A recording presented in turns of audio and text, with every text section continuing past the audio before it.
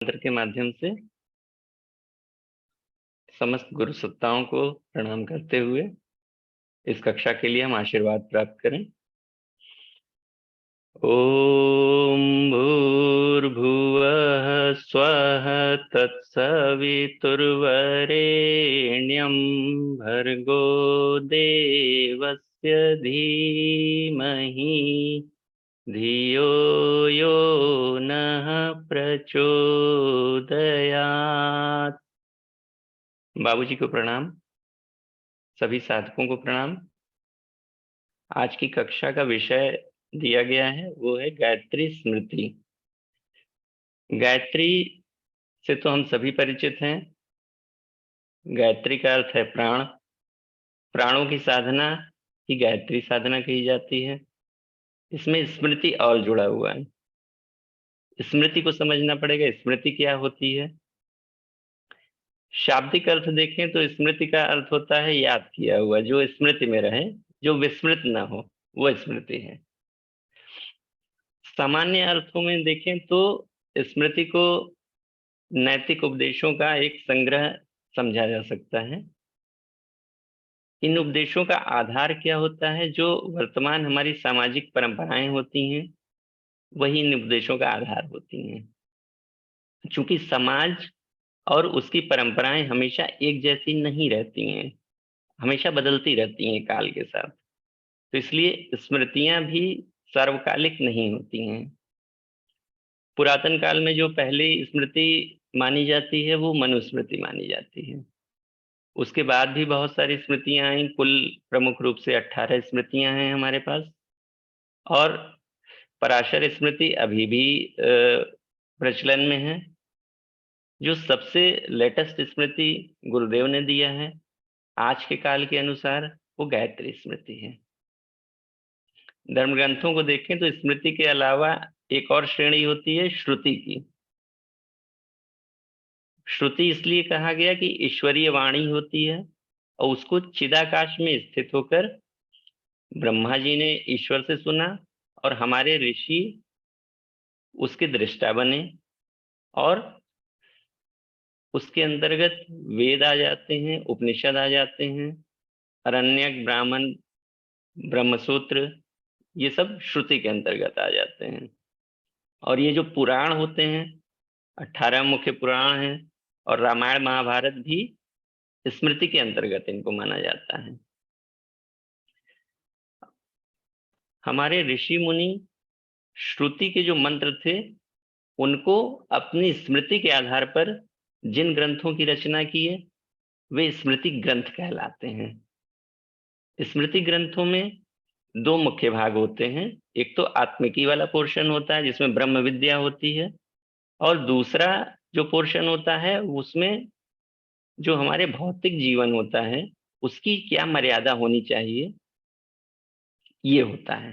तो इन दोनों का समन्वय ही स्मृति कहलाता है। इसके अतिरिक्त नागरिकों के सामान्य कर्तव्य क्या होने चाहिए, धर्म की क्या मर्यादा होनी चाहिए, वर्णाश्रम व्यवस्था को भी कवर किया जाता है इसके अंतर्गत।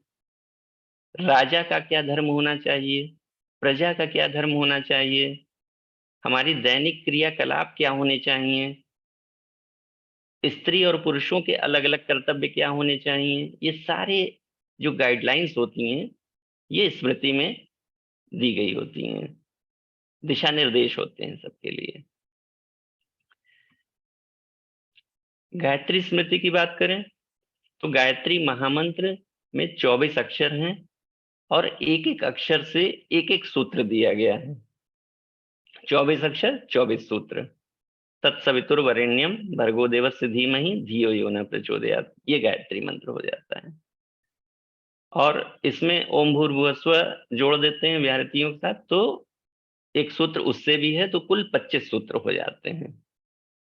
तो इन 25 सूत्रों को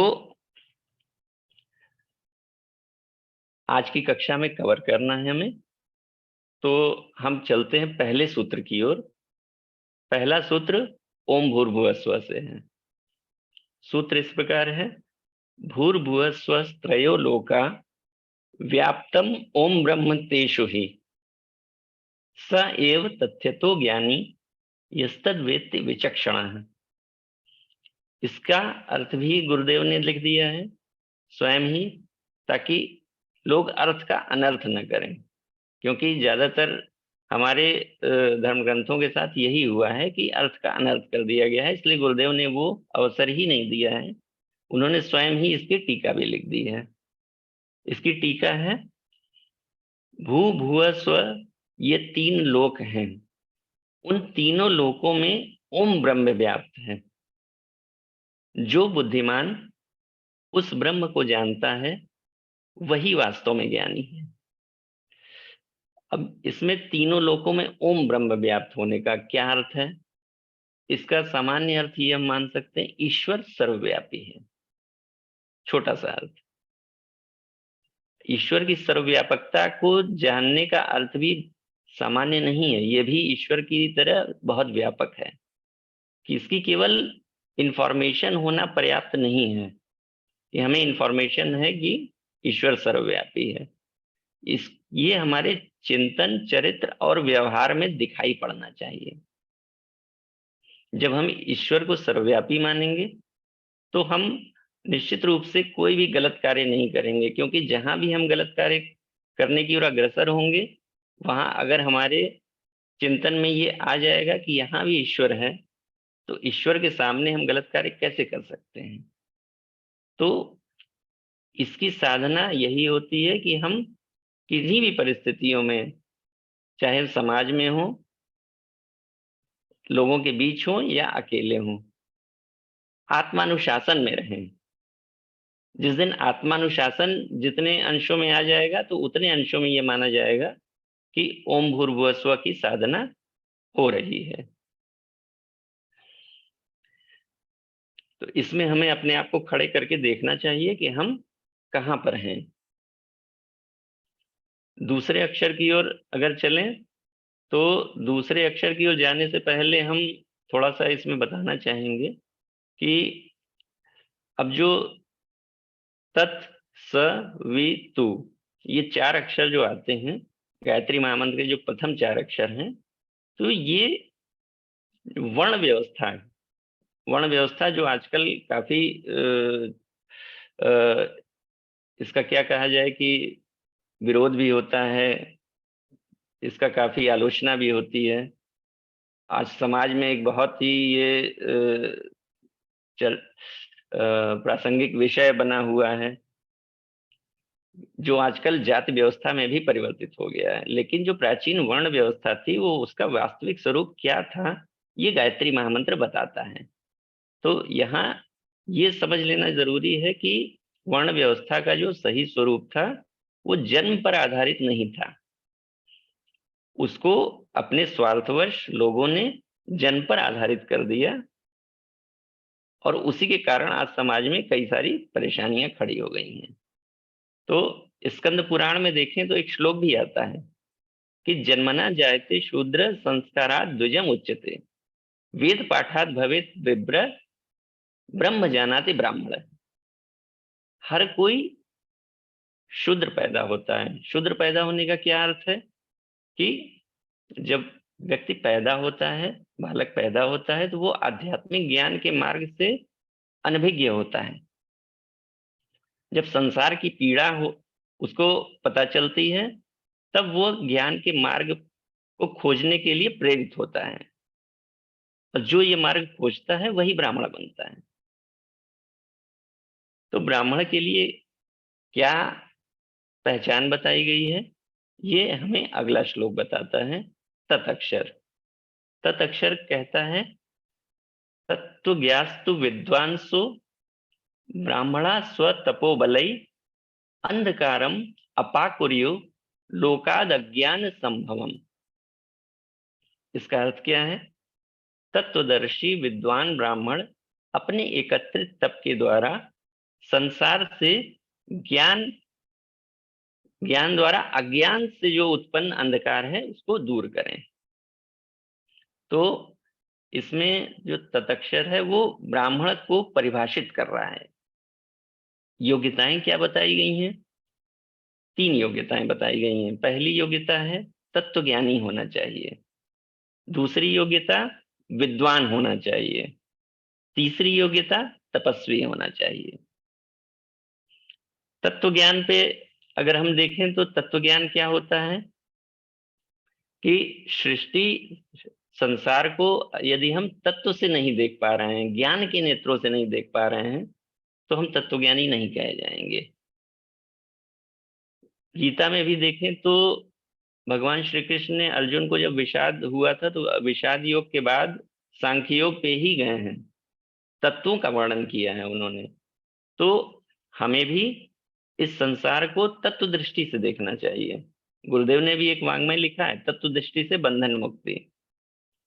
तो यदि हम संसार की जो स्ट्रक्चर है वो कितने तत्वों से बना हुआ है, जैसे 24 तत्वों से ये सृष्टि बनी हुई है, यदि हमें उसका ज्ञान होगा तो, और सृष्टि कैसे बनी है और कैसे उसका विलय होता है, एको हम बहुश्याम से सृष्टि बनी है, ईश्वर ने बनाई है सृष्टि, और एको अहम द्वितीय नास्ति से उसका विलय भी कर लेते हैं। तो जब हमें ये ज्ञान हो जाएगा तो फिर हम संसार से चिपकाव नहीं रखेंगे। तो इसे कहते हैं तत्व दृष्टि। दूसरा जो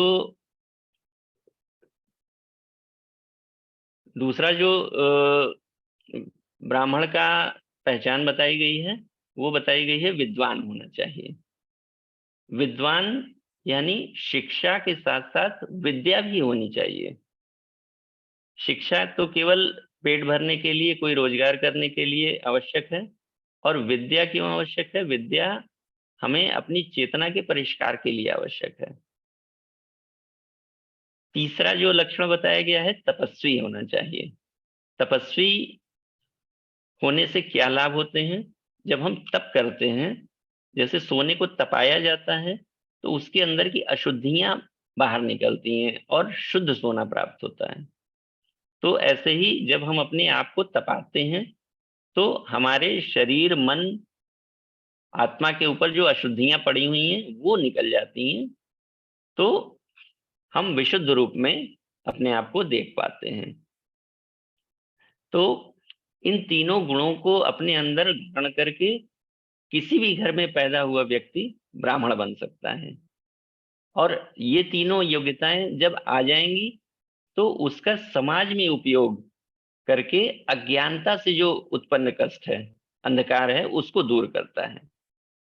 और प्रज्ञोपनिषद में भी देखें तो बताया गया है कि मनुष्य के जो कष्ट होते हैं उनके 3 प्रमुख कारण बताए गए हैं। पहला, उसमें सबसे पहला ही अज्ञान बताया गया है, अज्ञान। दूसरा बताया गया है अशक्ति या अन्याय, और तीसरा बताया गया है अभाव। अभाव से भी कष्ट होता है। तो जो पहला कष्ट का कारण है वो अज्ञान होता है। तो ज्ञान से ही हम कष्ट को दूर कर सकते हैं।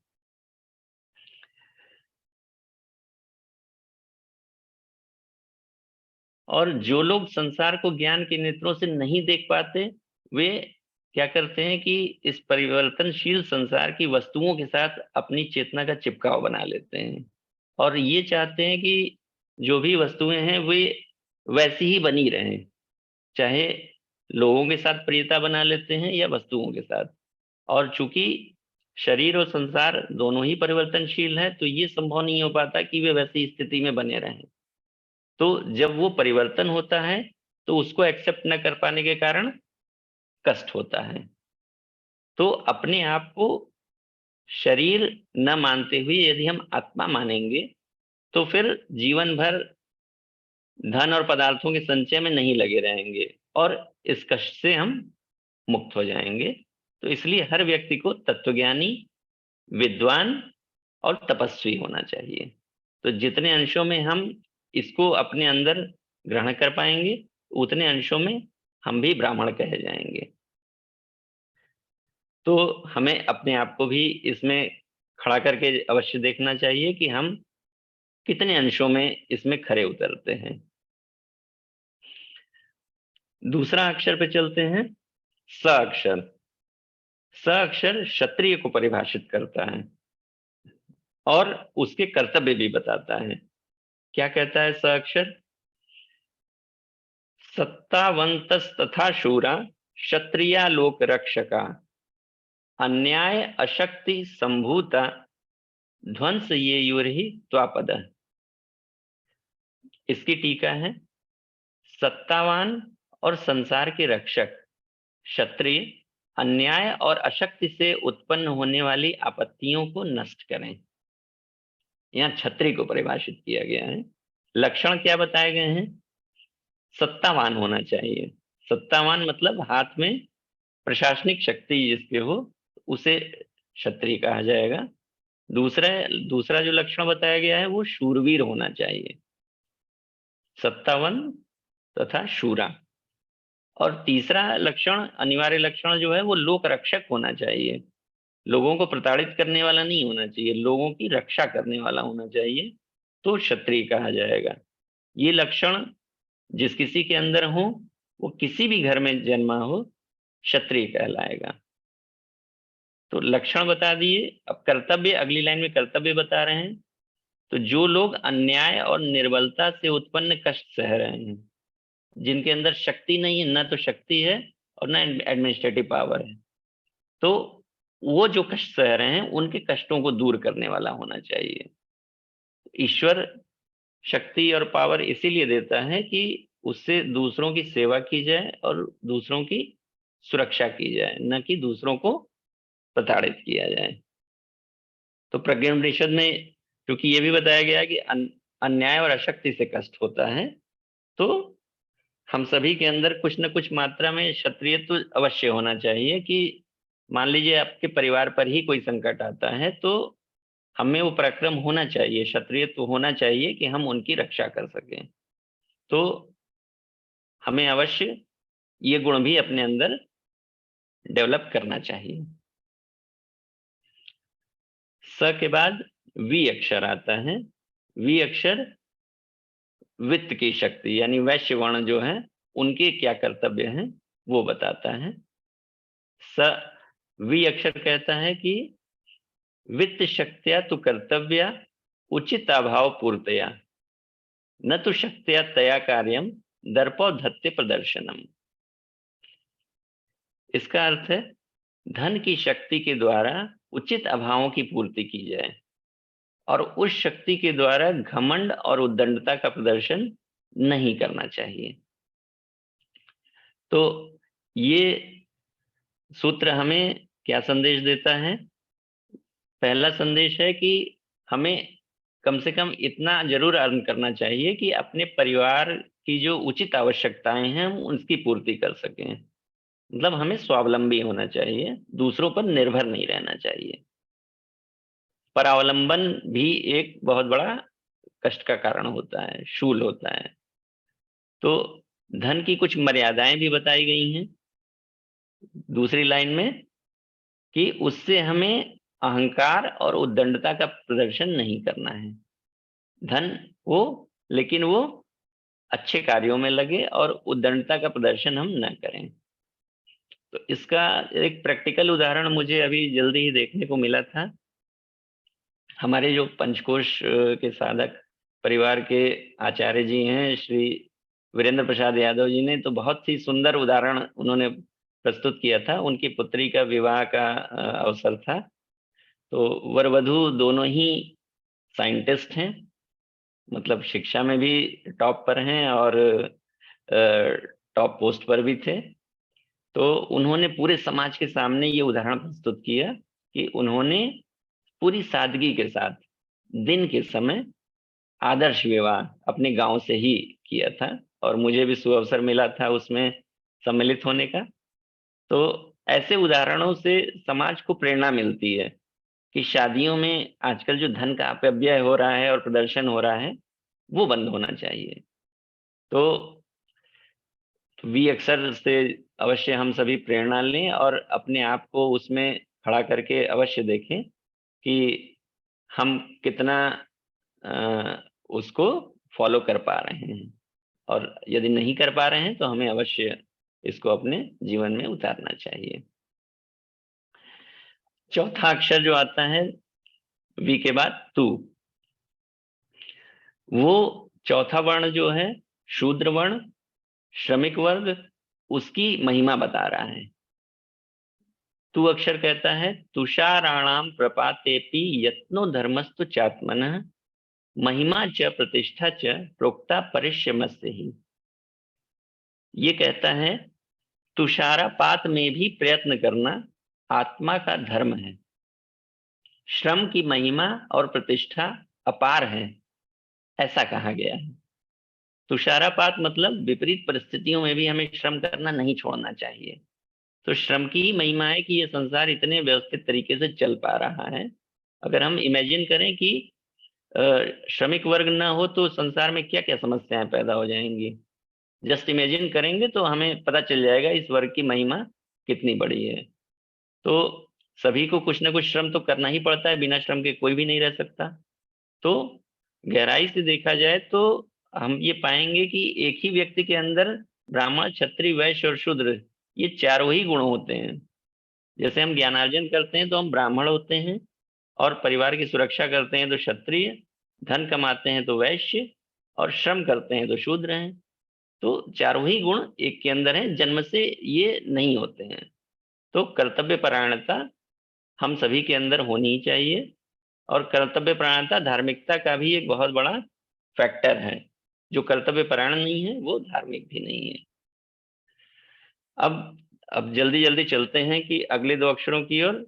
और अगले जो दो अक्षर हैं वो व और रे, ये नारी शक्ति के लिए हैं। तो आज हमारे जो शिक्षक समूह में जो नारी शक्ति भी हैं, आदरणीय नीलम दीदी, तो उनसे मैं आग्रह करूंगा कि वे आए और अगले जो अक्षर हैं हमारे उन पे चर्चा करें। नीलम दीदी। धन्यवाद भाई साहब।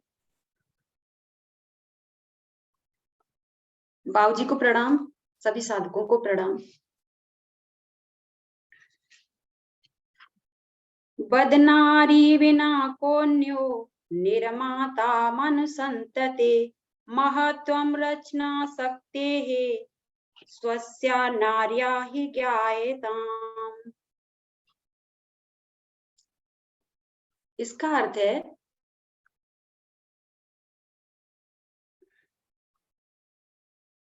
मनुष्य की निर्मात्री नारी है। नारी को अपनी रचना शक्ति को समझना चाहिए। मनुष्य के व्यक्तित्व को गढ़ने की शक्ति केवल नारी को ही दी है। पुरुष साधन जुटा सकता है, इसमें सहयोग भी कर सकता है, लेकिन नारी व्यक्तित्व बनाती है। ईश्वर की दी हुई है नारी के लिए प्रधान शक्ति, महत्वपूर्ण शक्ति है। नारी को अपने आप को पहचानना चाहिए। इसी शक्ति का उपयोग करके सती मदालसा, जीजाबाई, पुतलीबाई इत्यादि ने महान व्यक्तित्व को गढ़ा। अगला अक्षर लेते हैं रे।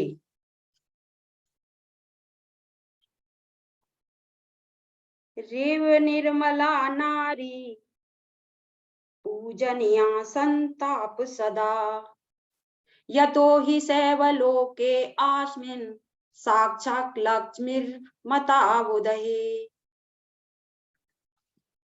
नारी अपने स्वभाव से निर्मदा नदी की तरह पवित्र है।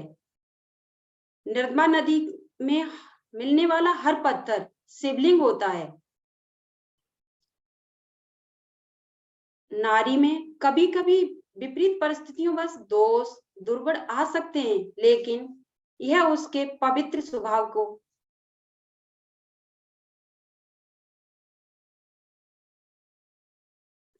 मलिन नहीं कर पाते।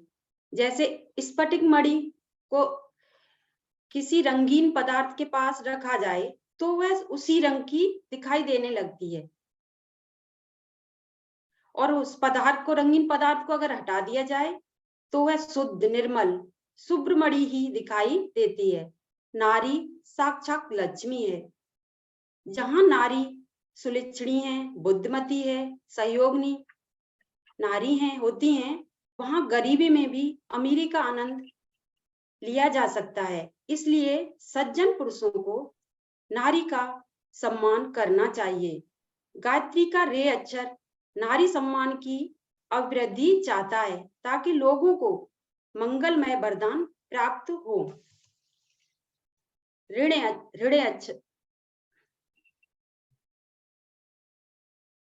निश्यन्ति ये नराः पादानि प्रकृत्या ज्ञानुसारत स्वस्था सन्तस्तु ते न्यूनं रोगमुक्ता भवन्ति।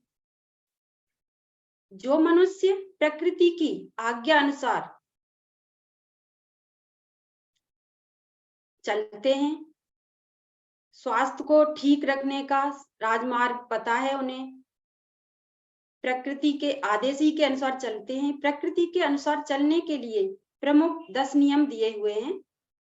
हमें कड़ी भूख लगने पर ही भोजन को खूब चबा चबा कर प्रसन्नचित्त होकर और पेट को थोड़ा खाली रखें। ताजा एवं सात्विक भोजन लें। नशीली चीजों से बचें। मसाले, मिर्च, चाट, पकवान इत्यादि से हमें बचते रहना चाहिए। सामर्थ्य के अनुसार अगर कोई काम कर रहा है तो सामर्थ्य के अनुसार ही करें, व्यायाम करें। शरीर, वस्त्र, मकान इत्यादि की भली प्रकार सफाई करते रहें। रात को जल्दी सोएं। जल्दी सुबह प्रातः जल्दी उठें। मनोरंजन, देशाटन, विनोद के लिए अवसर प्राप्त करते रहना चाहिए।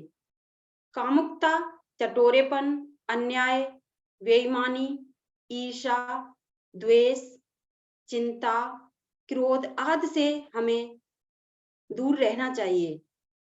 स्वच्छ जलवायु का सेवन करना चाहिए। उपवास, एनिमा, फलाहार, जल, मिट्टी आदि प्राकृतिक उपचारों से रोगों की मुक्ति का उपाय करना चाहिए। यह अक्षर यथेच्छति नरस्त्वन्यै सदानेभ्यस्थिताचरेत् नम्रशिष्टाकृतिश्च सत्यसाह्यवान भवेत्। यह अक्षर यह बताता है हमें जो हमें अपने व्यवहार के लिए पसंद नहीं है वह दूसरों के साथ व्यवहार न करें। हमेशा क्रिया से प्रतिक्रिया उत्पन्न होती है। यदि हम किसी की बुराई करते हैं तो उसके मन में भी हमारे प्रति प्रतिक्रिया होती है। अपने लिए ही नहीं दूसरों के लिए भी अहित करते हैं। जब हम दूसरों के बारे में बुरा सोचते हैं तो हमारा विचारों को भेजता है, दूसरों को हमारे अंदर के भावों के बारे में बताता है। ऐसा नहीं होता कि मात्र बोलने पर ही दूसरों को हमारे अंत्य विचार पता लगते हैं। अब मैं आदित्य भैया को निवेदन करूंगी वो आए आगे के श्लोक लें। सभी को धन्यवाद। प्रणाम भैया। प्रणाम सभी साधकों को। मेरी आवाज क्लियर है भैया, मन भैया? हाँ जी भैया, क्लियर आ रही है। तो अब हम लोग आगे बढ़ते हैं गायत्री स्मृति के स्वाध्याय में। गायत्री स्मृति का 9वां शब्द, गायत्री मंत्र का 9वां शब्द भ है, जो हमें शिक्षा देता है कि मानसिक उत्तेजनाओं को छोड़ देना चाहिए और सभी अवस्थाओं में मन को शांत और संतुलित रखना चाहिए। गुरुदेव आगे लिखते हैं इसके टीका में कि मानसिक उत्तेजना का कारण क्या है और अगर हम उत्तेजित नहीं हो तो इसके लाभ क्या है। मेरा व्यक्तिगत अनुभव ये कहता है कि जब कोई व्यक्ति अपने आप से या किसी और से ज्यादा अपेक्षा रखता है और संतोष की जब ज्यादा अपेक्षा रखता है तो पहले तो क्या होता है कि हम मानसिक रूप से असंतुलित होते हैं, फिर वो उत्तेजना में बदल जाता है। तो मानसिक उत्तेजना को रोकने के लिए सबसे पहले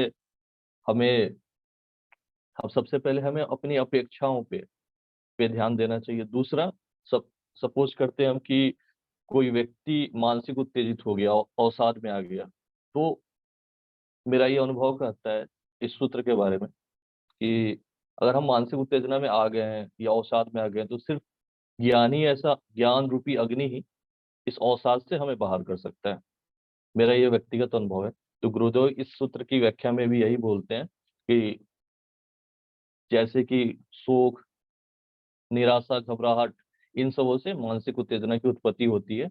इसलिए हम लोगों को इन सब परिस्थितियों से बचना चाहिए।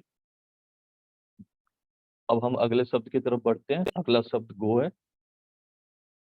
गो शब्द हमें बताता है कि इंसान को, व्यक्ति को, गो शब्द हमें ऐसा बताता है कि अपने मनोभावों को नहीं छिपाना चाहिए। हम जैसे अंदर से हैं वैसे ही हमें बाहर से रहना चाहिए। गायत्री महाविज्ञान में भी गुरुदेव कितनी जगह इसकी व्याख्या की है कि जब हम अंदर से और बाहर से अलग अलग रहते हैं, तो हम, ऐसा होता है कि हम अपने आत्मा, एक तरह से अपने आत्मा पे एक परत डाल रहे हैं, और दूसरे शब्दों में बात करें तो अपने अवचेतन मस्तिष्क पे एक तरह का गांठ बन रहा है। और इसे गुरुदेव लिखते हैं कि ये एक आत्महत्या की तरह, आत्मा हत्या की तरह है। तो हम सब साधकों को ऐसा प्रयास करना चाहिए कि हमारा आचरण जो अंदर है वैसा बाहर हो, और समयानुकूल आचरण करना चाहिए। दूसरों की स्थितियों को देखकर अनुसार आचरण करना चाहिए। गुरुदेव इसमें आगे लिखते हैं कि इस दुनिया में, इस संसार में अलग अलग प्रवृत्ति के लोग होते हैं। तो उन प्रवृत्ति के लोगों के हिसाब से आचरण करना चाहिए। जैसे कि कुछ लोग, कुछ मूर्ख होते हैं, विद्वान, रोगी, स्वस्थ, पापी, पुण्यात्मा। तो अलग अलग प्रवृत्ति के लोग मिलते हैं। तो हमें अपनी बुद्धि को खुला रखना चाहिए, और उसके हिसाब से ही, उस परिस्थिति के हिसाब से ही सलाह देना चाहिए और सलाह लेना चाहिए। अब हम 11वें श्लोक के में आगे बढ़ते हैं। 11वां श्लोक देश शब्द की व्याख्या करता है। इस शब्द की व्याख्या में गुरुदेव लिखते हैं कि मनुष्य को अपनी संपूर्ण इंद्रियों को अपने वश में रखना चाहिए, और ऐसा नहीं करने पे जो हमारी इंद्रियां हैं हमें खुद ही खा जाती हैं, मतलब हमें नष्ट कर देती हैं। आगे गुरुदेव लिखते हैं कि इंद्रिया जो है हमारा, बेसिकली क्या है कि इंद्रियां, हम किसी भी इंद्रिय की बात करें, इंद्रियां बेसिकली प्रभु ईश्वर हमें इसलिए दिए हैं कि हम इसका सदुपयोग कर सके, गुड यूज कर सके। लेकिन क्या होता है कि हम इससे आसक्त जब हो जाते हैं तो हम इंद्रियों के दास बन जाते हैं। और जब हम इंद्रियों के दास बन जाते हैं तो हम अनुचित कार्य भी अपने जीवन में प्रारंभ कर देते हैं, जो धर्म अनुकूल नहीं है और समाज अनुकूल भी नहीं है। तो हमें बार बार प्रयास करना चाहिए कि हम इंद्रियों को संयमित करें। और इंद्रियों को कैसे संयमित करते हैं, तो इसके बारे में इस क्लास में बहुत बार चर्चा हो चुकी है कि हमारे पास बहुत सारे, जैसे पंचकोशीय साधना हम करते हैं, वो एक तरह से इंद्रिय संयम की तरफ ही हमें बढ़ाता है। अब अगला श्लोक है, अगला श्लोक वह शब्द की व्याख्या करता है गायत्री मंत्र की। इसमें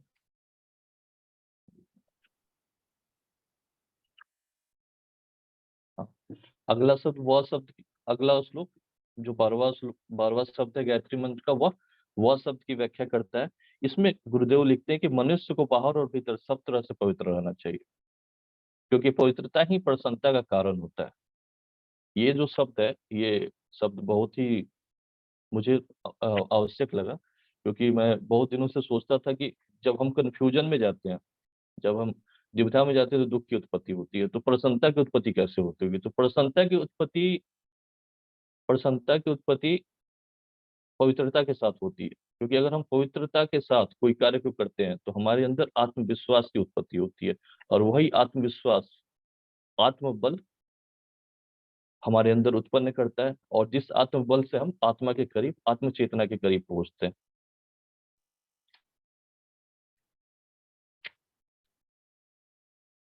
इसमें गुरुदेव और भी लिखते हैं कि गायत्री का वह अक्षर स्वच्छता का संदेश देता है।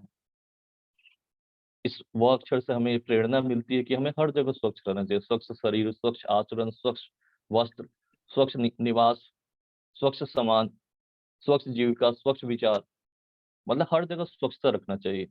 अर्थात कि हमें अपनी सूक्ष्म चेतना से ये हर जगह सोचना चाहिए कि हम जो कार्य कर रहे हैं, हम जो भोजन कर रहे हैं, ये सब स्वच्छ है या नहीं। मतलब हमें ये आत्म चेतना के करीब पहुंचा पा रहा है कि नहीं। अगर पहुंचा पा रहा है तो वो स्वच्छ है, वो पवित्र है। अब गायत्री मंत्र का 13वां शब्द श्रेय। श्रेय शब्द बताता है कि दूसरों के प्रयोजनों को सिद्ध करना परमार्थ का रथ है, ऐसा बुद्धिमानों ने कहा है। जो विचारवान दूसरे लोगों को सुख देते हैं उसका दुख नष्ट होता है। अब इसमें गुरुदेव ये बताना चाहते हैं कि लोक व्यवहार के 3 मार्ग हैं, जिसमें दोनों पक्षों के समान रूप से आदान प्रदान हो। मतलब हम किसी की सहायता करते हैं तो उससे सहायता की अपेक्षा रखें। दूसरा है कि दूसरों का हानि पहुंचा के फायदा अपने फायदा का कार्य करें, तो इसे हम स्वार्थ कहते हैं। तीसरा है परमार्थ, कि हम किसी की सहायता के लिए अपना भी क्षति स्वीकार कर सकते हैं, इसे परमार्थ करते हैं। तो जब हम परामर्श करते हैं, दान, सेवा, सहायता आदि के लिए, शिक्षा आदि के लिए किसी की सहायता करते हैं, तो इससे क्या होता है कि इ- एक प्रकार की एक प्रकार की संतुष्टि की उत्पत्ति होती है। और मेरा अनुभव ये कहता है कि ये फिर से आत्मबल को बढ़ाता है। तो जब जब हम परमार्थ करते हैं तो आत्मबल को बढ़ाता है। तो आत्मबल जब जब बढ़ेगा हमारे अंदर, हम सब साधुओं के अंदर, तो हम उस आत्म चेतना के करीब जाएंगे। और जो हमारी यात्रा है आत्म आत्मदर्शन की, आत्म साक्षात्कार की, उसके हम करीब जाएंगे। तो हम सबों को प्रयास करना चाहिए कि हम परमार्थ करें। और परमार्थ का उद्देश्य हमेशा अच्छा होता है, समाजो उपयोगी होता है, इसलिए हमें ये करना चाहिए। गायत्री मंत्र का अगला शब्द धी है, जो 14वां शब्द है। ये शब्द बताता है कि धीर पुरुष एक ही प्रकार की उन्नति से संतुष्ट नहीं रहते हैं। मनुष्य के जीवन में सभी दिशाओं में उन्नति करनी चाहिए। इसकी व्याख्या में गुरुदेव लिखते हैं कि जैसे शरीर का अगर एक अंग विकसित हो गया और बाकी अंग विकसित नहीं हुआ, या कोई अंग विकसित नहीं हुआ, तो हम उसको विकास नहीं कर सकते हैं। इसका मतलब हम क्या कहते हैं कि वो व्यक्ति विकलांग हो गया है, अगर कोई भी एक अंग विकसित नहीं हो। इसलिए हमें प्रयास करना चाहिए कि हम सारे चारों तरफ से चारों तरफ से चारों दिशाओं सारी तरफ से अपने विकास के बारे में सोचें। इसके बारे में आगे गुरुदेव लिखते हैं कि जैसे 8 दिशाएं हैं, उसी तरह 8 तरह के बल होते हैं। 8 तरह के कौन कौन से बल होते हैं? तो स्वास्थ्य बल होता है, विद्या बल, धन बल, मित्र बल, प्रतिष्ठा बल, चतुरह बल, साहस बल, आत्म बल। इतने प्रकार के 8 बल होते हैं। इन आठों प्रकार के बल पे अगर हम उचित समय दें, तो उचित समय देना चाहिए। इससे क्या होता है कि इससे फिर हमारे हमारे आत्मबल की उत्पत्ति होती है। गुरुदेव इसके बारे में आगे लिखते हैं कि गायत्री का धी शब्द हमें सजग करता है कि आठों आठों बल को बढ़ाओ। किस तरह बढ़ाओ? तो आठों मोर्चों पे सजग रहो, अष्टभुजी दुर्गा की उपासना करो, आठों दिशाओं की रखवाली करो, तभी स्वर्गीय उन्नति हो सकती है। मतलब अगर हमें अपना हर दिशा में उन्नति चाहिए, तो गुरुदेव लिखते हैं कि हमें इन आठों बल पे बराबर समय देना होगा और बराबर रूप से ध्यान देना होगा। अब हम अगले शब्द की तरफ बढ़ते हैं। अगला शब्द गायत्री मंत्र का म है। म 15वां शब्द है। इस शब्द में गुरुदेव लिखते हैं इसकी व्याख्या में कि परमात्मा को न्यायपूर्वक समझें, को समझकर और उसकी सत्ता को स्वीकार करते हुए कम से कम उस परमात्मा की उपासना करो। अ, इस शब्द की व्याख्या में गुरुदेव आगे लिखते हैं कि कि सृष्टि के जो ईश्वर हैं, जो सृष्टि करता है, उनका दो ही प्रधान कार्य है। पहला क्या है? पहला यह है कि संसार को नियमबद्ध रखना, और दूसरा कर्मों का न्यायपूर्ण फल देना। तो मतलब ईश्वर का ये दो प्रधान कार्य है। और ईश्वर, क्योंकि वो ईश्वर है तो वो अपने कार्य में सर्वश्रेष्ठ है। तो हमें ये मानते हुए अपना दैनिक जीवन बिताना चाहिए, अपना हर दिन बिताना चाहिए कि जो हमारे साथ हो रहा है वो हमारे ही कर्मों का फल है। और संसार के नियमों का पालन करना चाहिए, क्यों ना वो यातायात का नियम हुआ या कोई भी सामाजिक नियम हुआ, वो सारे नियमों का पालन करना चाहिए। और वो नियम अच्छे हैं और सामाजिक रूप से अगर वो अच्छे हैं तो उनका पालन करना चाहिए। गुरुदेव आगे लिखते हैं कि गायत्री का म अक्षर ईश्वर की उपासना के रहस्य का स्पष्टीकरण करता है। यह बताता है कि ईश्वर का नियम और न्याय ध्यान रखते हुए सत्य पथ पर चलना चाहिए। मतलब ऐसा होता है कि जब हम इस सूत्र इन दोनों दोनों चीजों पे विश्वास करते हैं तो फिर से श्रद्धा की उत्पत्ति होती है। और हम जैसे श्लोक नंबर 6 शब्द की व्याख्या में हाँ, भा शब्द की व्याख्या में ऐसा था कि उत्तेजना से बचना चाहिए। जब हम ये विश्वास कर लेंगे कि ये सारा कुछ ईश्वर के द्वारा हो रहा है और हमें ईश्वर की सत्ता में रहना है, तो हमें उत्तेजना की उत्पत्ति नहीं होगी। अगला शब्द ही है, इसकी व्याख्या आशीष भैया करेंगे। इसके बाद की व्याख्या आशीष भैया। जी जी भैया। ही अक्षर कहता है हितम मत्वा ज्ञान केंद्रम स्वातंत्रेण विचारयेत नान्धानुसरणम कुर्यात कदाचित कोपि कस्यचित। इसकी टीका में गुरुदेव लिखते हैं, हितकारी ज्ञान केंद्र को समझकर स्वतंत्रता पूर्वक विचार करें, कभी भी कोई किसी का अंधानुसरण न करे। हमें स्वतंत्र विचार रखना चाहिए। ऐसा नहीं है कि जो पाथ बना दिया गया है हम उसको ब्लाइंडली फॉलो करते जा रहे हैं, परंपराओं को हम ब्लाइंडली फॉलो करते जा रहे हैं। ऐसा नहीं करना चाहिए। विवेक का इस्तेमाल अवश्य करना चाहिए, क्योंकि प्रज्ञा, विवेकवान बुद्धि को ही प्रज्ञा कहते हैं।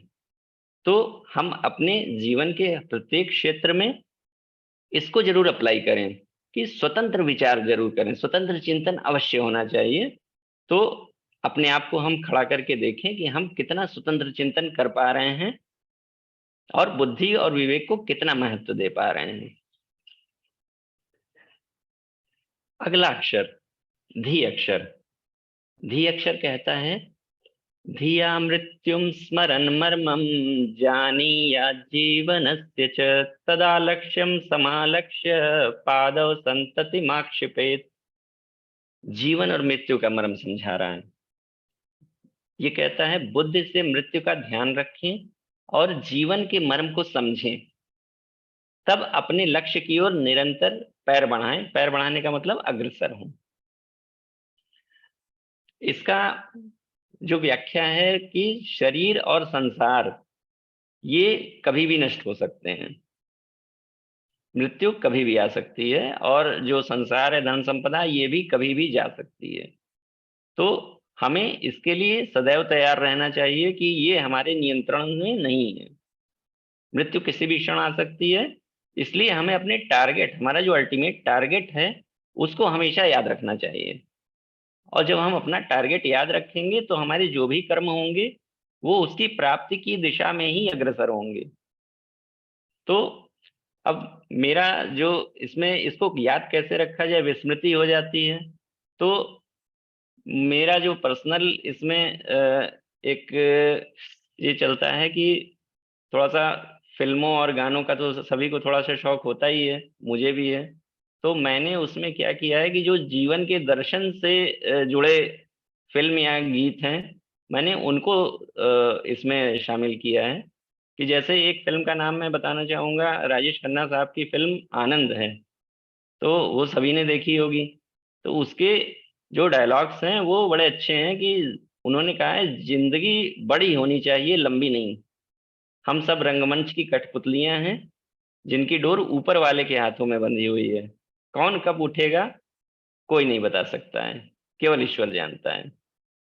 ऐसे ही गीतों की बात करें तो जब कभी संसार से मुझे ज्यादा ठेस लगती है तो मैं वो गीत याद कर लेता हूँ कि जब तक मैंने समझा जीवन क्या है, जीवन बीत गया। तो उससे जीवन का लक्ष्य याद आ जाता है। जब लक्ष्य याद आ जाता है तो फिर लगता है कि भटकाव नहीं होना चाहिए। तो ये सब जीवन के मर्म को समझने में सहयोगी बन सकते हैं। तो ये मेरा अपना प्रैक्टिकल वे ऑफ थिंकिंग है। आप अपना कुछ भी डेवलप कर सकते हैं अपनी पसंद के अनुसार। अगले अक्षर की ओर चलते हैं, यो अक्षर। ये कहता है यो धर्मो जगदाधारः स्वाचरणे तमानयः मा विडम्बय तमसोऽस्ति एको मार्गे सहायकः। जो धर्म संसार का आधार है उस धर्म को आचरण में लाओ, उसकी विडंबना मत करो, वह तुम्हारे मार्ग में एक ही अद्वितीय सहायक है। प्रज्ञोपनिषद को देखें तो वहां भी गुरुदेव ने लिखा है, दूसरे अध्याय, दूसरे मंडल के दूसरे अध्याय में महर्षि अश्वलायन मौदगल्य ऋषि को बता रहे हैं कि धर्म एक ही है, धर्म अनेक नहीं होते हैं। आजकल जो ढेर सारे धर्म दिखते हैं, तो लेकिन मूल में उसके धर्म एक ही है। तो वो जो मौलिक धर्म है, हमें उसको आचरण में लाना है, ढेर सारे धर्मों के पचड़े में नहीं फंसना है, और जो पाखंड और आडंबर हैं उसमें भी नहीं उलझना है। धर्म का जो मूल 3 आधार हैं, उत्कृष्ट चिंतन, आदर्श चरित्र और शालीन व्यवहार, इन्हीं का समन्वय हमें अपने जीवन में करना चाहिए। पूजा पाठ इसका छोटा सा अंश हो सकता है, लेकिन पूरा धर्म नहीं। यहाँ सावधानी बरतनी होती है कि आजकल जो धर्म का बहुत ही संकीर्ण स्वरूप समाज में दिखाई पड़ता है, उसमें आडंबर और पाखंड की प्रमुखता हो गई है। तो ये सूत्र, ये जो ढेर सारे धर्म हैं, उनके आपसी टकराव को रोकता भी है कि जो कॉमन फैक्टर्स हैं सारे धर्मों के, उसको लेके चला जाए, उसको फॉलो किया जाए। सबसे प्राचीन स्मृति जो मनुस्मृति है उसको भी देखें तो वहां भी धर्म की व्याख्या दी गई है। धृति, क्षमा, दमो, स्तेयम, शौचम, इंद्रिय निग्रह, धीर, विद्या, सत्यम, क्रोधो, दशकम धर्म लक्षणम। धर्म के 10 लक्षण बताए गए हैं। यहाँ परम पूज्य गुरुदेव ने आज के समय के हिसाब से भी 10 लक्षण बता दिए हैं धर्म के, उसके युग्म बना दिए हैं, पेयर बना दिए गए हैं। पहला पेयर सत्य विवेक का, दूसरा संयमशीलता कर्तव्य परायणता का, तीसरा अनुशासन अनुबंध, मतलब बाह्य अनुशासन और आंतरिक अनुशासन, स्नेह संयोजन पराक्रम, और 5वां है सहकार परमार्थ।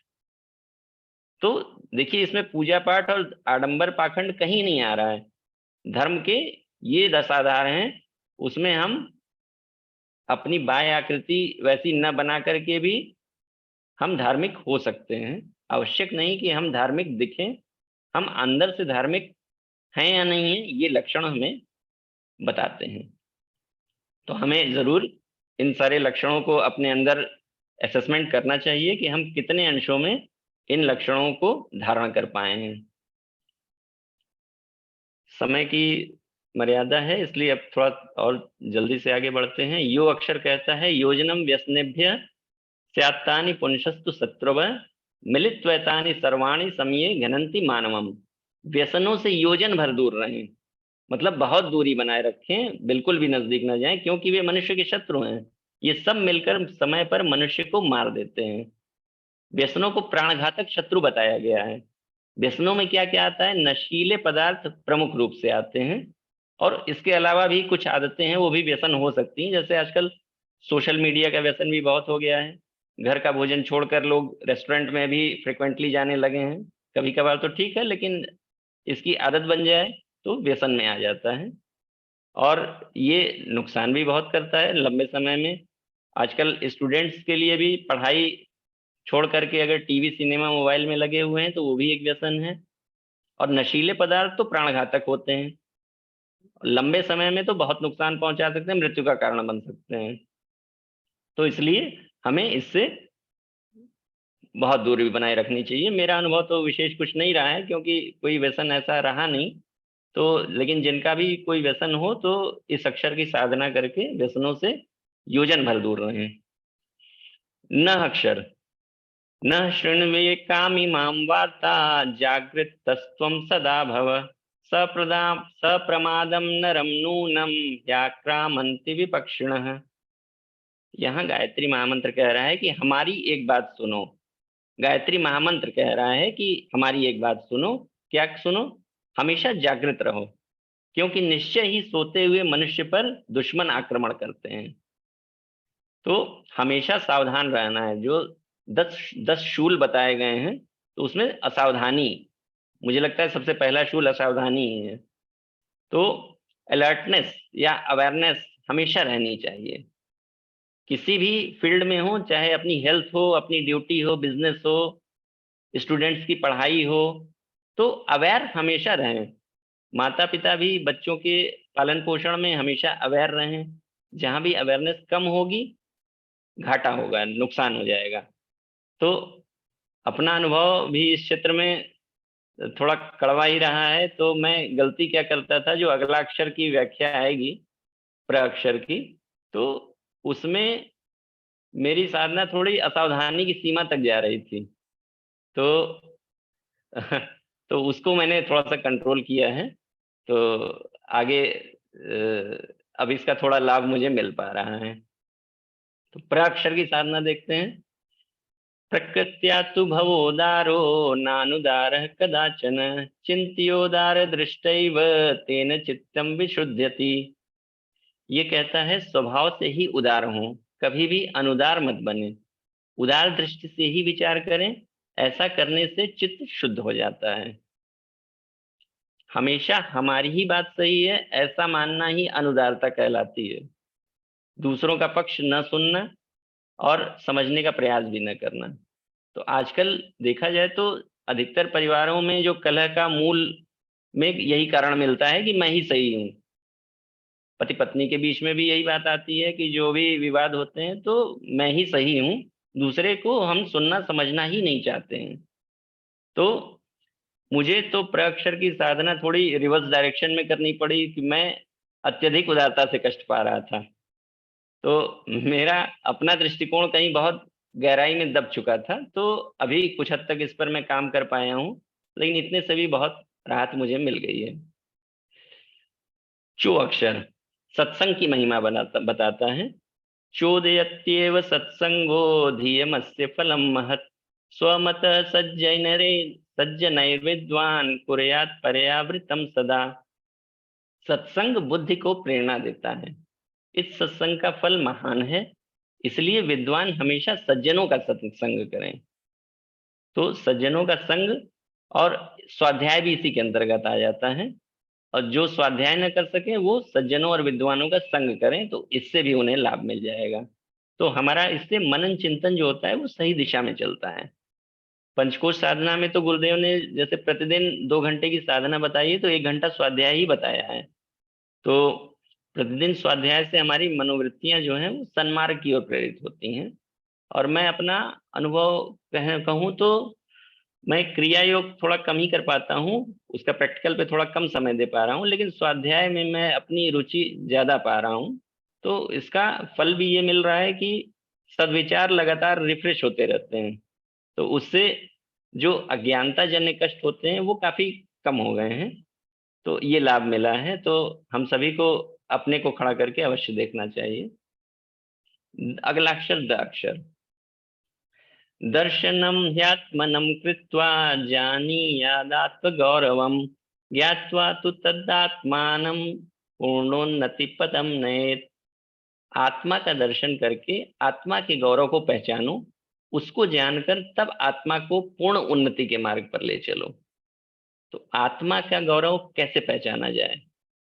आत्मा का गौरव हम तब पहचान सकते हैं जब हम शरीर और संसार नाशवान है ऐसा मान लेंगे।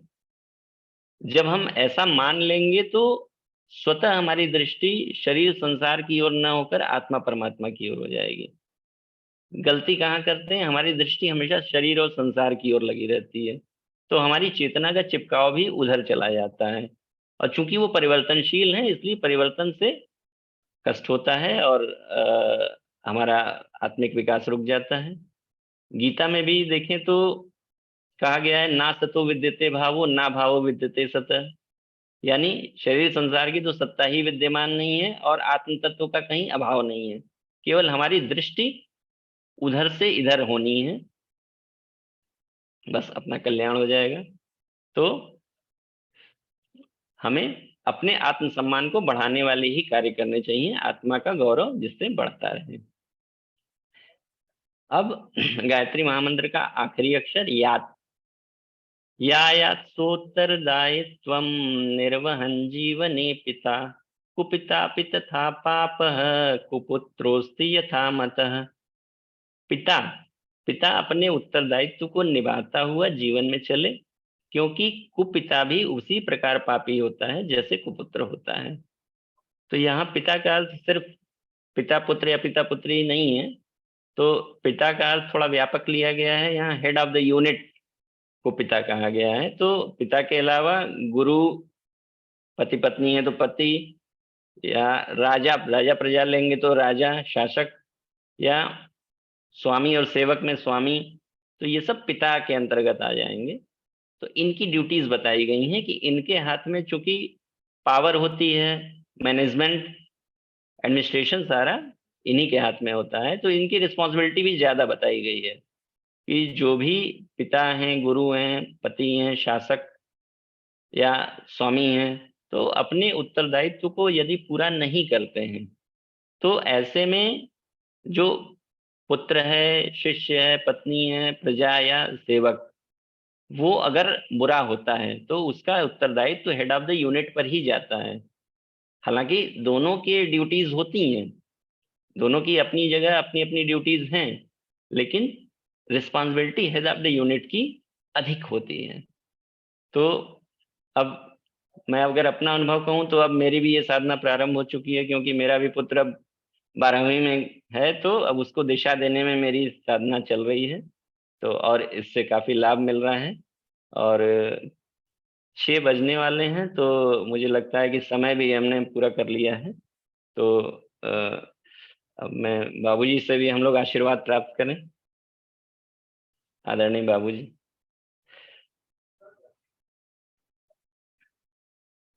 जी, बहुत बहुत धन्यवाद भाई साहब। बहुत ही सारगर्भित शब्दों में आपने इसका निचोड़, क्योंकि ये विषय बहुत बड़ा है और एक एक श्लोक पर इस पर जो है काफी काफी चर्चा हो सकती है, लेकिन फिर भी जो है आपने इसमें बहुत ही इसको सारा संक्षेप में और इसके क्लू को, जो टर्निंग पॉइंट थे, उसको प्रस्तुत किया।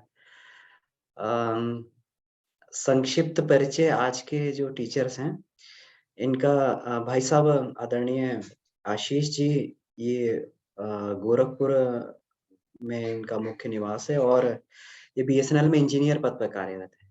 साइंटिस्ट हैं, इंजीनियर हैं, और होते हुए भी अध्यात्म के प्रति कितना सूक्ष्म दृष्टिकोण है ये हम इनके अभी क्लास से हम लोग जान सकते हैं। कितने बारीक से चीजों को समझा है और समझने का प्रयास करते हैं। और वास्तव में बात भी सही है कि अध्यात्म का फायदा तभी है जब हम इसका प्रैक्टिकल इम्प्लीमेंटेशन कर सकें अपने कर्तव्य में, कार्य क्षेत्र में। और इससे सुविधा ही मिलती है जब व्यक्ति इसका अध्यात्म का प्रैक्टिकल इम्प्लीमेंटेशन इसमें कर पाता है, अपने कार्य क्षेत्र में कर पाता है, तो वो फिर उसका निष्काम कर्मयोग बन जाता है। फिर वो कर्मों से बनता नहीं है, निष्काम कर्मयोग बन जाता है और उसका जो है हर एक क्षण योगमय होकर बीतता है। जिसमें जो कबीर साहब ने भी इसमें कहा गया है, उन्होंने जो कहा है, तो हर एक उनका कर्म जो है कर्मयोग बन जाता है। इसके लिए आपको बहुत बहुत धन्यवाद। आदित्य भैया, ये जो है ये भी इंजीनियर हैं, नोएडा में कार्यरत हैं, बहुत अच्छी कंपनी में हैं, सॉफ्टवेयर इंजीनियर हैं। तो इनका भी बहुत अच्छा जीवन के प्रति दृष्टिकोण भी इनका बड़ा ही पारदर्शी है। इन्होंने अध्यात्म के सूत्रों को जो है बड़ा ही बारीकी से समझने का प्रयास किया और समझते हैं। हर एक चीज पर कोई भी जीवन में समस्या आती है तो ये चिंतन मनन करते हैं, समाधान पूछते हैं और समाधान पे चलते हैं, समाधान निकालते हैं। तो जो इन्होंने ये बात इसमें कही थी कि ये अपना पुस्तकों का अध्ययन ही मात्र स्वाध्याय नहीं है। जब पुस्तकों का अध्ययन करके उसमें से दिशा मिलती है, वो अपने ऊपर ठीक-ठीक प्रतीत होता है, तब उसको कहा जाता है कि स्वाध्याय हो गया। जो इन्होंने बताया कि इसमें जो है दुःख का कारण इसमें क्या हो सकता है, तो वो कह रहे थे कि दुःख का कारण जो है ये होता है कन्फ्यूजन। जब व्यक्ति द्वंद्व में फँस जाता है तो द्वंद्व ही दुःख का कारण है। वास्तव में सही बात है। और और जो है सुख का कारण क्या है, प्रसन्नता का कारण क्या है? पवित्रता। पवित्रता मतलब ईश्वर। जब कोई भी कन्फ्यूजन व्यक्ति के जीवन में नहीं रहती है, अपना लक्ष्य बिल्कुल क्लियर होता है, जो भाई साहब भी कह रहे थे कि लक्ष्य बिल्कुल एकदम क्लियर होता है, तो तुरंत जो है वहाँ से बाहर आ जाते हैं, अपनी समस्याओं से बाहर आ जाते हैं। तो ये व्यक्ति का दृष्टिकोण परिवर्तन की बात है। और ये जो है यही इसी को ही स्वाध्याय कहा जाता है। बार-बार किसी पढ़े हुए चीज़ को चिंतन मनन करना और उसके बाद में इसका प्रैक्टिकल इम्प्लीमेंटेशन कहाँ हो पा रहा है, तो इसका जो है ये करना। इसमें तीसरी जो टीचर हैं वो हमारी पत्नी थी नीलम, तो इनका भी भरपूर सहयोग हमें अपने जीवन में मिला और आध्यात्मिक इसमें चलने में जो है बड़ा योगदान रहा इनका। तो इसमें बाबूजी का इसमें आदेश था कि जो है टीचर्स और भी होने चाहिए और महिलाओं को भी टीचर भूमिका में आना चाहिए, पति पत्नी दोनों को आना चाहिए। तो एक प्रयास था, पहला प्रयास, इसके लिए इनको भी बहुत-बहुत धन्यवाद। मेरा बाबूजी से निवेदन है, अब उनको जो है, जी बाबूजी, अब हम लोगों को आशीर्वाद आपका प्राप्त हो। और जी, और प्रश्न उत्तर हो तो हम लोग प्रश्न उत्तर वाले सेशन में आ सकते हैं। जी।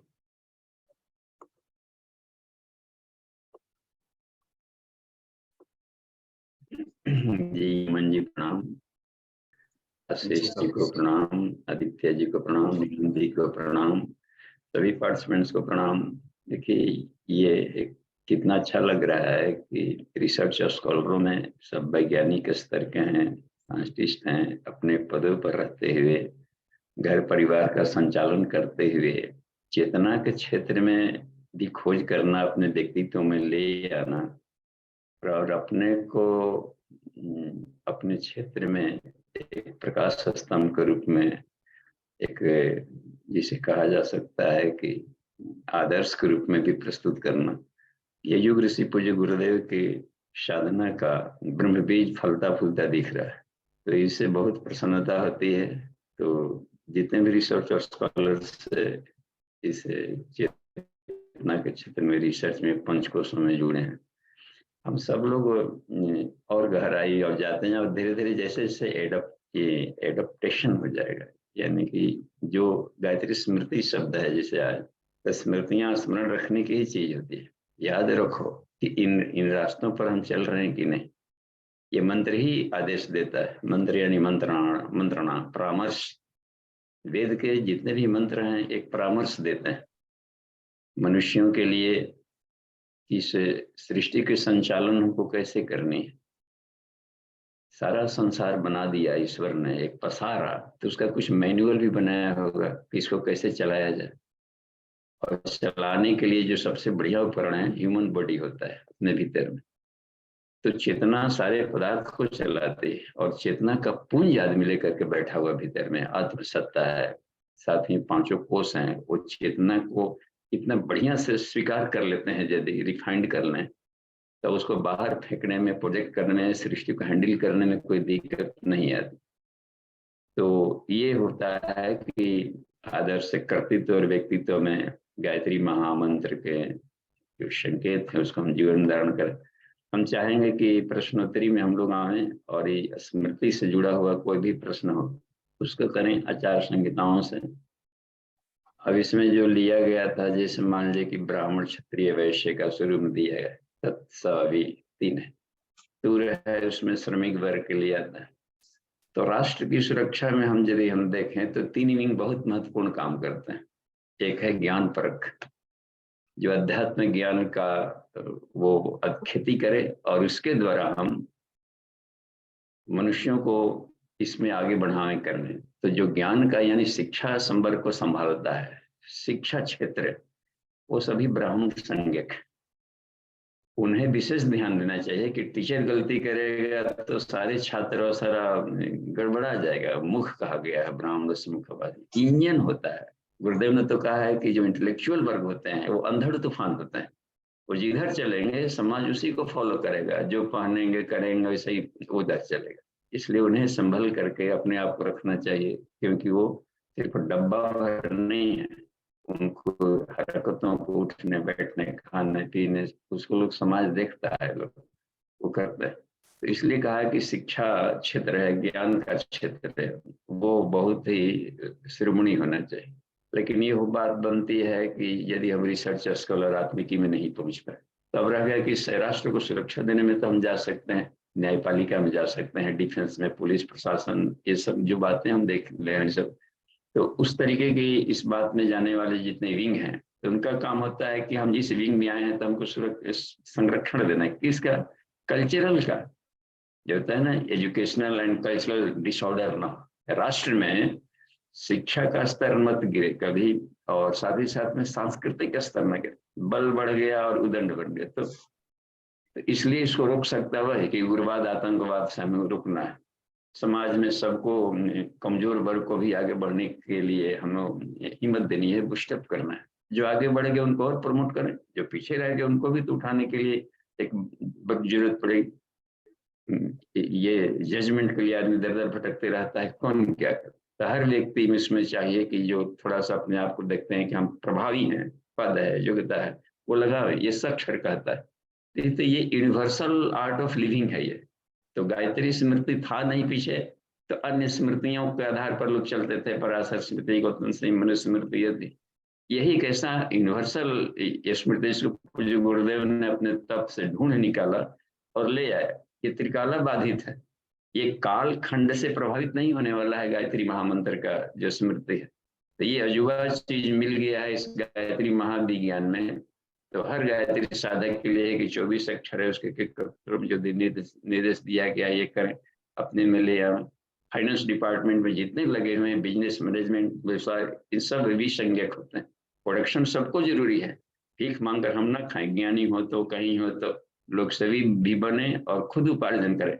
लोक सेवियों को तो सेल्फ इंडिपेंडेंट होना ही होना चाहिए, उतना धन तो कमाना ही पड़ेगा जिसमें ना वस्त्र आवास की सुविधा हो, साथ ही में बच्चों को शिक्षा दे सके। किसी भी परिस्थिति में हमको वह स्थिति नहीं है कि हम, क्योंकि जहाँ प्रॉब्लम भी बनते हैं तो दबूपन का संस्कार आता है, आत्मीयता के संस्कार आदत में आने लगते हैं।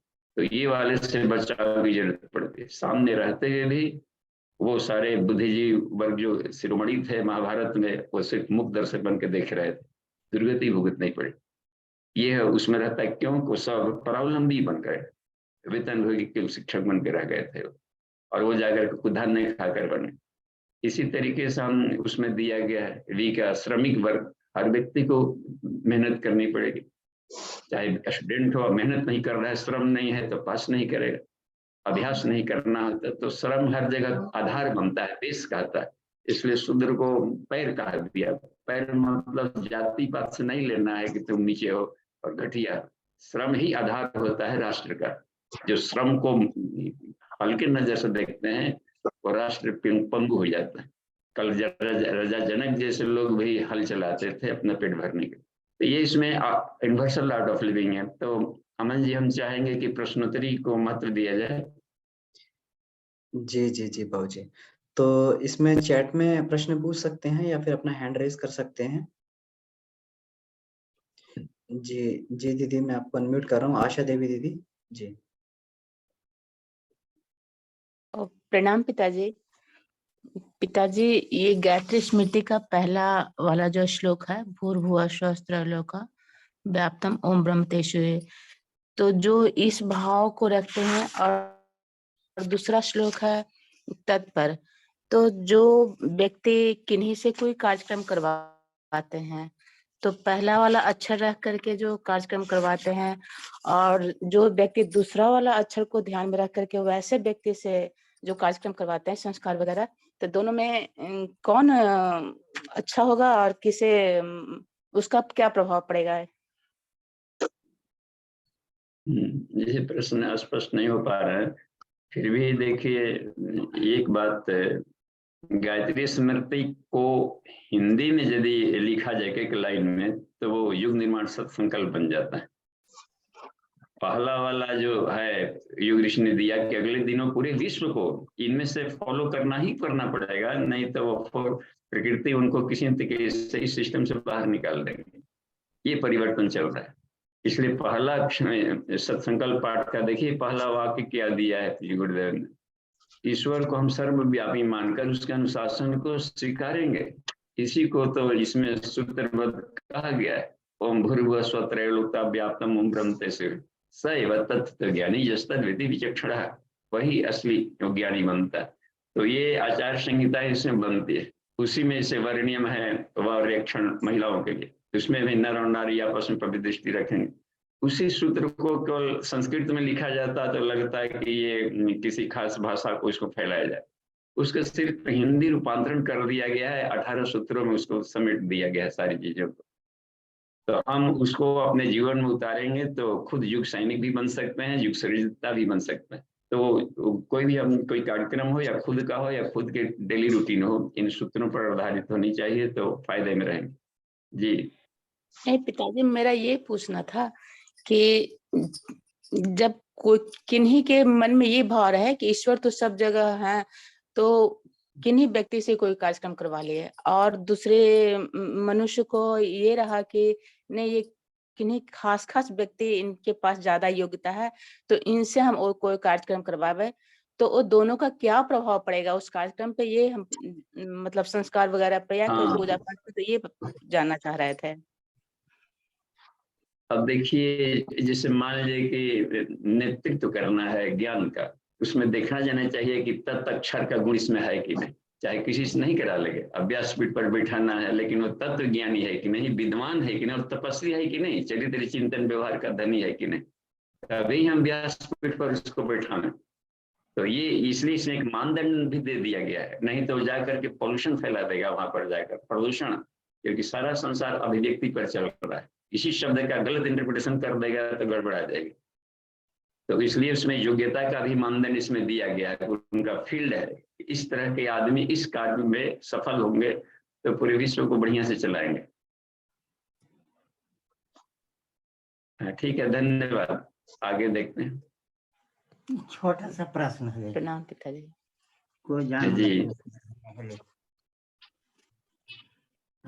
हाँ, विभाग प्रश्न किए जा सकते हैं, सभी हम लोग फ्रेंड सर्किल हैं, और किसी भी तरह से ये बहुत ही कम ऐसा मिलता है कि हम लोग एक खुला कॉन्फ्रेंस है और बिल्कुल स्वस्थ विचार परामर्श का है। जी।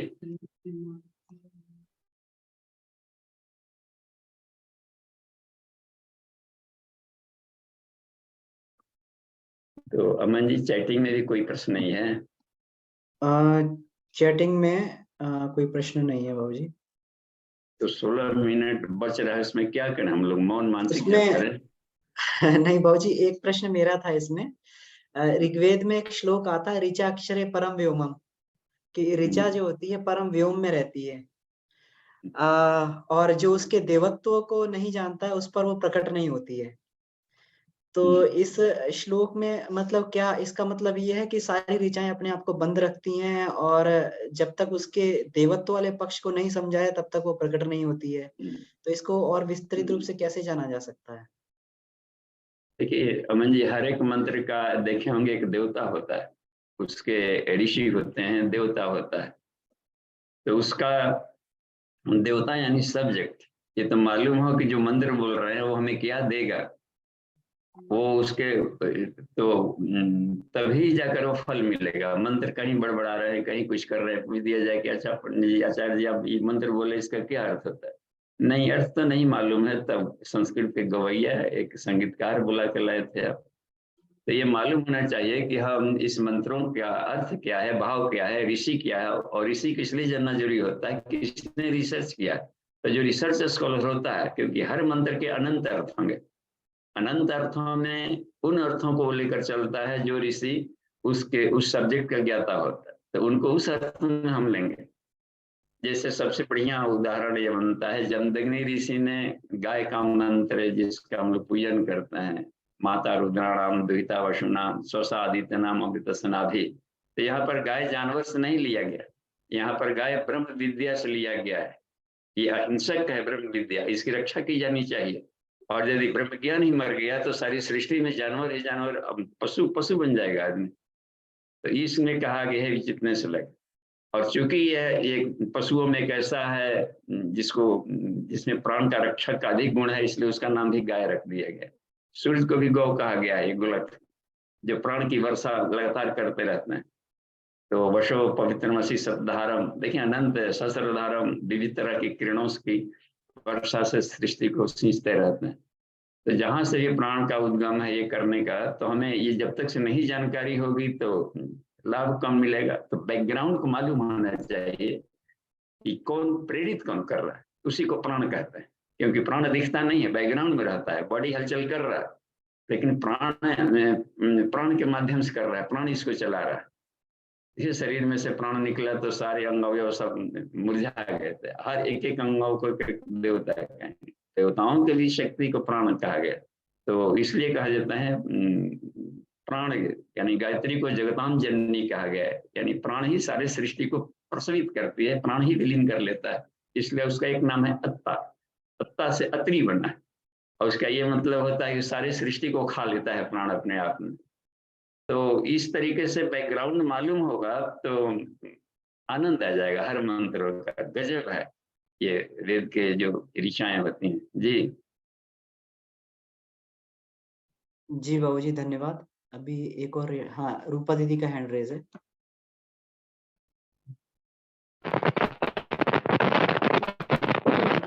दीदी आपकी आवाज क्लियर नहीं आ रही है, कुछ इसमें वो हो रहा है शायद। जी पिताजी प्रणाम।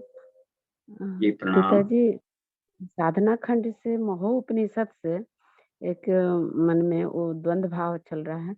मन को राग रहित, अनासक्त, द्वंद्व से रहित तथा निरालंब हो जाने पर पिंजड़े से मुक्त हुए पक्षी के तरह ही मोह बंधन से मन की मुक्ति हो जाती है। इसको मन की मुक्ति का मतलब पिताजी थोड़ा सा व्याख्या कृपा करके। मन के मुक्ति का मतलब होता है कि उसमें कहीं जाकर चिपकने वाला जो गुण है तो विस्कोसिटी उसका कम हो जाना, यानी लसलसापन है, विषय को देखा उसमें चिपक गया।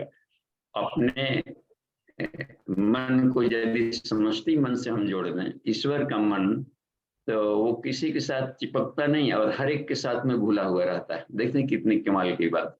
वह मन जो हर जगह जाता हो, देखते हैं दूरंगम दिनम हका है ना, इसमें कहा गया है। तो जो हर जगह गतिशील है और सबसे तेज दौड़ने वाला, कहीं भी वो अस्थिर न रहता है, कहीं भी जा सकता है। लेकिन हम लोगों का हर जगह गतिशील मन नहीं बनता है। मन लायक है, रस लायक मिला, अब ये नहीं देख पाता है कि क्या होता है, हानि है कि लाभ है। ये समष्टि मन का मतलब हो जाता है कि सर्वे भवन्तु सुखिनः, और सबके लिए वो सोचेगा कि किसका कल्याण कैसे हम कर सकते हैं। तो ये उदार प्रकृति हो जाता है। तो उसको स्वच्छता सफाई से मतलब है। जब स्वच्छ हो जाता है तो निर्मल हो जाता है। कबीरा मन निर्मल भयो जैसे गंगा नीर। और वही निर्मल मन नहीं रहता है तो तू मैं करते करते दिन भर उसी में व्यस्त रहता है। तो ये उसमें बात कही गई है। तो मुक्त का मतलब होता है चिपकाव रहित मन। जी जी जी प्रणाम तो पिताजी। प्रेमी मन, हाँ, प्रेमी मन चिपकाव रहित मन होता है, दिव्य प्रेम। और स्वार्थ वाला प्रेम होता है तो चिपकाव वाला होता है। जहाँ उससे स्वार्थ टूटने लगता है तो काएं काएं करने लगता है, फिर या आपका होगा। इसका मतलब है कि उसका मन चिपक करके बिगड़ चुका था, कला कुलटा कुलचा हो चुका था। उसका हित हम सोचे कि सामने वाले की भलाई कैसे होगी, उसके लिए हम क्या कर सकते हैं। ये वाला यदि मन में आ जाए तो आनंद आ जाएगा, वो दिव्य प्रेम कहलाएगा। जी जी मन की मुक्ति। ठीक है पिताजी धन्यवाद। मन की प्रणाम प्रणाम पिताजी। देखिए, और हाँ, विष्णु जी का भी हैंड रहता है। देखिए, हाँ, विष्णु जी का हैंड अभी, हाँ रजनी दीदी मैंने आपको अनम्यूट कर दिया है। विष्णु दीदी भैया का हैंड। प्रणाम बाबूजी। हाँ जी प्रणाम दे। बाबूजी, स्वरूप ध्यान के विनिष्ठ होने पे ही मन और ध्यान में एकाग्रता संभव है बाबूजी। क्या मतलब, थोड़ा उसको और सरल करके पूछें। जी बाबूजी, स्वरूप ध्यान के विषय में बोल रहे थे बाबूजी कि स्वरूप ध्यान में अगर स्वरूप ध्यान इंसान कर रहा हो तो उस स्वरूप के विनिष्ठ होने पर ही ध्यान में एकाग्रता संभव है। हाँ जी, क्योंकि स्वरूप शरीर नहीं है, आत्मा है उसका रूप। तो मैं शरीर आत्मानुभूति युग में स्वरूप का ध्यान करवाया है पूज्य गुरुदेव ने। देखिएगा वाङ्मय 13 या इसमें देखिए गायत्री महाविज्ञान में आत्मानुभूति योग विज्ञान में कोर्स में आएगा तीसरे भाग में। तो स्वरूप का ध्यान करें, अपने अपने स्वरूप का मतलब कि मैं शरीर नहीं आत्मा।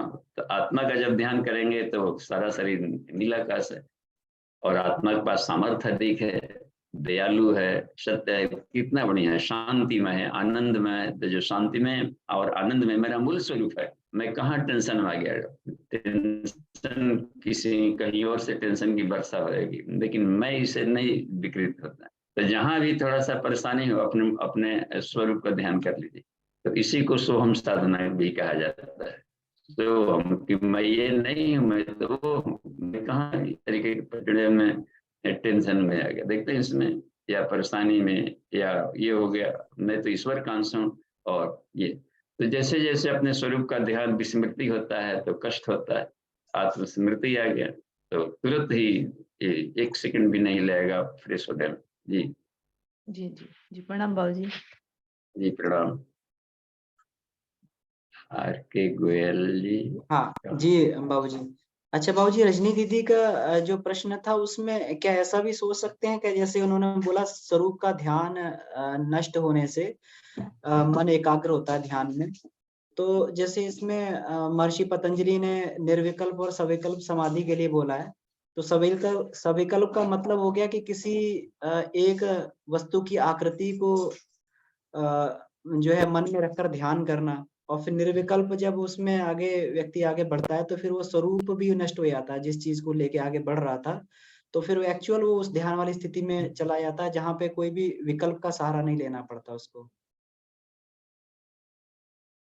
हाँ जी, जैसे ही सभी पॉजिटिव अर्थों को सत्य माना गया। अब इसमें ऐसा विकल्प का मतलब होता है कि विचारों का सहारा लेना पड़ रहा है अपने मन को शांत करने के लिए। कोई उदाहरण, कोई विचार, कोई ये कोई स्टडी, उसको मेमोरी में ले आना पड़ रहा है, तब शांत हो रहा है। निर्विकल्प का मतलब कि अभ्यास में आ गया, अब मेरा वैसा बन गया है, अब किसी बैसाखियों के विचारों को बैसाखियों की जरूरत नहीं पड़ती है, तो वो निर्विकल्प हो गया। जी जी जी जी बाबूजी, धन्यवाद। हाँ जी, सविकल्प कुछ है नहीं यहाँ पर, जो है सब निर्विकल्प ही है, क्योंकि ईश्वर निर्विकल्प है। निर्विकल्पम निरीहम, इसमें ना शिवाष्टकम में आता है। जी जी बाबूजी। तो जो सत्य है उसका हम ध्यान करें, एब्सोल्यूट ट्रुथ का।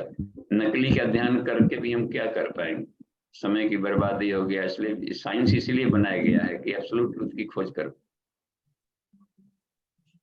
जी बाबूजी, ओके, धन्यवाद। हाँ आर के जी, गोयल ठीक जी है। हैं तो जी। प्रणाम। हाँ जी प्रणाम। बाबूजी, नकारात्मकता से हटना चाह रहे हैं, बार बार हट नहीं पा रहे हैं, क्या करें? नकारात्मक भाव बहुत आते हैं, बार बार ध्यान करते हैं। ये कि हाँ, असल में ये सारा संसार में भावनाओं की भी जो लहर है वो अंतरिक्ष में दौड़ते रहती है। वो अपने लिए नहीं है, वो दौड़ रही थी, केवल साक्षी भाव से देख लें, उसको पकड़े मत। विध्यात्मक भाव में हम रहेंगे तो विध्यात्मक चीजों का, ये लहर है संसार में, एक लहर की तरफ जा रहा है, तो दिमाग में उसको देख लेता है, अपनी भावनाओं का स्तर उसको देखते रहता है। तो साक्षी भाव में रहने पर वो प्रभावित नहीं करता, निरपेक्ष हम रह करके देखें। और दूसरी बात कि कोई भाव आ गया तो उसके प्रति हिट ना हो, ईर्ष्या भाव ना आया है तो वो इस विषय से उससे हम अपने आप को दूरी बनाए होंगे। संसार के सारे भाव अपने भाव हैं, सारे विचार अपने भाव हैं, ये वेदांत का प्रवेश द्वार है ऐसा। क्योंकि सृष्टि में ही वो भाव है, किसी के लिए ईश्वर ने किसी इस तरह का कोई भाव किया होगा तो ऐसे भाव का संसार में जितने भी भाव हैं उसका प्रोडक्ट करने वाला उत्पादन सिर्फ सविता है। सविता सर्वभूतानां सर्व भावान प्रसिद्ध है, ये वाले सूत्र में देखिए। तो कोई उस भाव को मांग रहा होगा तो ईश्वर दे रहे होंगे, तो हम क्यों टेंशन लें? वो भावनाओं को, अपना भावनाओं का स्तर देख लिया, साक्षी भाव देखे, जाने दे किसी और जा रहा, बेचारे को जरूरत रही होगी वैसा। तो इसलिए सारा ब्रह्मांड अपने लिए नहीं है, सारे विचार सारे भाव अपने लिए नहीं है। वो जा रहे होते हैं ईशावास्यमिदं सर्वम, तो तेन देखते न भूजित है, जो अपने हिस्से का है उसको हम सेवन ले। जी ठीक है, अभ्यास में आ जाएगा। और चूंकि फ्रेंड सर्किल में कुछ सीनियर्स लोगों के साथ भी अपने ग्रुप में रखे रहिए, ताकि कभी बात विचार हो, कभी ऐसी भावनाएं आए तो शेयर करके उसका लाभ ले ले, डायल्यूट कर ले। ठीक है, विष्णु जी को हाँ हरी मिली। हाँ जी विष्णु जी प्रणाम। शुरू बाबूजी प्रणाम। आज वर्ण व्यवस्था पे बात हुई, तो ये जो वर्ण व्यवस्था, इतना तो समझ में आ रहा है कि हमें भुलक्कड़ी हुई, हम स्मृति को विस्मृत कर दिए, तो वर्ण व्यवस्था इस रूप में हमारे सामने आ गई। तो ये जो स्मृति थी जिससे हम विस्मृत हुए, इसके मूल कारणों को हम कैसे जाने, जो आज वर्ण व्यवस्था विकृत हो गई? विकृत हो गई तो उसी को सुकृत करने के लिए अवतार परंपरा आती है। भगवान आते हैं, हाँ, कृष्ण भी आकर के समझा गए थे इसमें कि गुण कर्म आधाराणाम विभाजन है, गुण कर्म स्वभावनाम आधारण विभाजन, जो कहा कि गुण कर्म स्वभाव का धरता है। तो फिर भी लोग सोचे कि हम अच्छा किए होंगे तो अच्छे घर में आ गए तो अच्छे होंगे, तो कहीं ना कहीं से वंश वाला उसमें व्याख्या कर डालते। तो इस बार फिर युग ऋषि को आना पड़ा था वही करने के लिए कि वर्ण व्यवस्था से उसमें हम लोग जन्म से बिल्कुल ही ना जोड़ें। तो इन्होंने प्रज्ञोपनिषद में साफ लिखा है, चतुर्थ खंड में जो देव संस्कृति खंड है उसमें लिखा है कि गुण कर्म स्वभावानाम आधारेण विभाजनम वर्णानाम भवति प्रायो जन्मना न महत्वगम, ये सूत्र को उसमें जोड़ दिया कि जन्म से किसी भी तरीके से उसका अटैच हम न करें। तो फिर जाके शूद्रास्तु जन्मना सर्वे, फिर इस वाक्य को कहाँ से करेंगे, फिर संस्कार फिर कहाँ से कराने की पड़ेगी, जब जन्म से आई तो फिर क्यों जन्म संस्कार, फिर क्या है कैसा है। नहीं लग रहा है कि हम अपने ही मस्तिष्क में विखंडित हैं। जी तो जी इसको बाबू। याद दिलाने के लिए ऋषि अवतरण होते रहता है बार बार कि कहाँ कहाँ भुलकड़ी हुई थी। भगवान अवतार लेकर आते हैं, समझाना चाहते हैं कुछ, उनके भक्त समझ लेते हैं कुछ और करने लगते हैं कुछ, इसलिए फिर बन के आना पड़ता है कुछ कि मैं ये नहीं कहना था, मैं कह रहा था ये कहना चाहता था, तू लोग ऐसा करने लगा। जी बाबूजी, स्पष्ट हो गया। हाँ जी, प्रणाम बाबूजी। धन्यवाद। जी प्रणाम। तो गायत्री स्मृति के 25 सूत्रों को बार बार पढ़ने की चीज है, उसको एकदम कंठस्थ होना चाहिए। कंठस्थ का मतलब फिरते बैठे किताब की जरूरत ना पड़े, उसी में रमण करते चलें। अहरह स्वाध्याय तभी न होगा जबकि कुछ सूत्रों को हम रट लें और रट करके उसी को जुगाली करते रहें, सोचते रहें कि इसमें मैं कहाँ हूँ आज, रात दिन उसकी समीक्षा हो सकती। इतने कमाल के हैं, दुर्व्यसनों से सारे कुरीतियां उन्मिलन से दुर्व्यसनों से कोसों दूर रहें। और देखिए कहा गया कि स्वस्थता संतस्तु तेन नूनम, जो प्रकृति के अनुसार चलता है निश्चित रूप से स्वस्थ होता है। और जहां हमने रोग पाल लिया, चाहे फिजिकल हो चाहे मेंटल, इसका मतलब जरूरी है कि यह आदमी किसी न किसी रूप से अननेचुरल थॉट रखता है, नहीं तो हो ही नहीं सकता है कि रोड है। फिर नहीं तो फिर गायत्री मंत्र का फिर क्या उचित है, फिर स्मृतियों क्या उचित है जब इस पर हम खड़े न उतरे। न्यूनम लिखा है कि हो ही नहीं सकता है कि कोई व्यक्ति नेचुरल खान पान रहन सहन और सोच विचार रखे तो 5 शरीरों में कोई रोग नहीं होगा जी। तो ऐसा साबित करके खुद दिखाना पड़ेगा गायत्री मंत्र के शिष्यों को और गायत्री के साधकों को। जी ठीक है, धन्यवाद। शांति पाठ का समय हो गया है, तो अमन जी इसको जी क्लोज बाबू अप करेंगे, कल मिलते हैं। जी धन्यवाद बाबूजी। सभी शिक्षकों को धन्यवाद, सभी पार्टिसिपेंट्स को धन्यवाद। शांति पाठ करते हैं।